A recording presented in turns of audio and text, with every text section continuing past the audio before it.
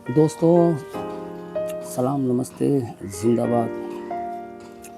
दोस्तों हमारी ज़िंदगी में अगर किसी पैसे का नुकसान या कोई सामान का नुकसान या कोई भी ऐसे बातों का नुकसान हो गया, कोई काम नहीं बना, काम बिगड़ गया, ये कुछ भी पैसे चोरी हो गए, ये नुकसान नहीं होते हैं दोस्तों। क्या ये तो हमें ज़िंदगी में बहुत कुछ सिखाते हैं। क्या इन मुश्किलों का सामना करके हम मजबूत हो जाते हैं। क्या समझ लो, आपकी ज़िंदगी में जब भी कोई परेशानी आती है ना, परेशानी को लेके आप हताश ना हो, निराश ना हो और हथियार नहीं डाले कि यार सब कुछ बर्बाद हो गया।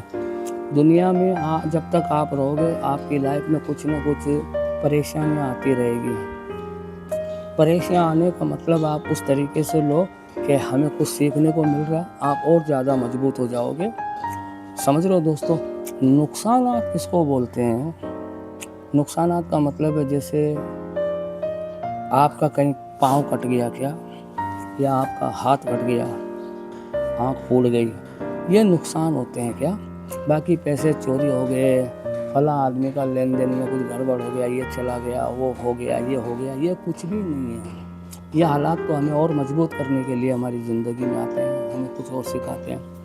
तो दोस्तों, और वैसे मालिक भगवान ईश्वर गॉड का एक कानून भी है कि वो हमें जितना हम परेशानी झेल सकते हैं ना, उतनी परेशानी देता है, उससे ज़्यादा नहीं देता है। बस हमें उस परेशानी से निकलने का तरीका आना चाहिए। क्या तो वो मुश्किल हमें कुछ सिखा के जाती है, हमें कुछ सीखने को मिलता है।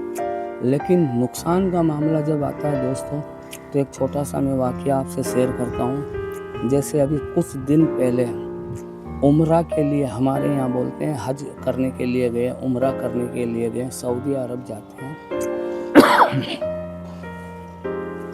तो सऊदी अरब जाते हैं, उम्रा करके आते हैं। वहाँ पे एक दफ़ा खाना काबा पे जाके आते हैं तो उनके तमाम गुनाह माफ़ हो जाते हैं। लेकिन उसमें भी कुछ शर्तें होती है। गुनाह उन्हीं के माफ़ होते हैं कि जो वहाँ पे दुआ कर लेते हैं, तौबा करते हैं कि मालिक मैंने जो कुछ किया उसको माफ़ कर, आइंदा मैं नहीं करूँगा, तो आपके गुनाह माफ़ हो जाते हैं।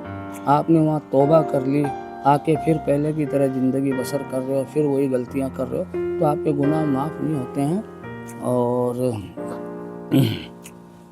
तो हम बात पे उस पे आते हैं। क्या तो वो जब उम्रा पे गए तो एक बस का हादसा हुआ था, आपको मालूम होगा। क्या एक बस खड़े हुए गैस के टैंकर से टकरा गई थी वो।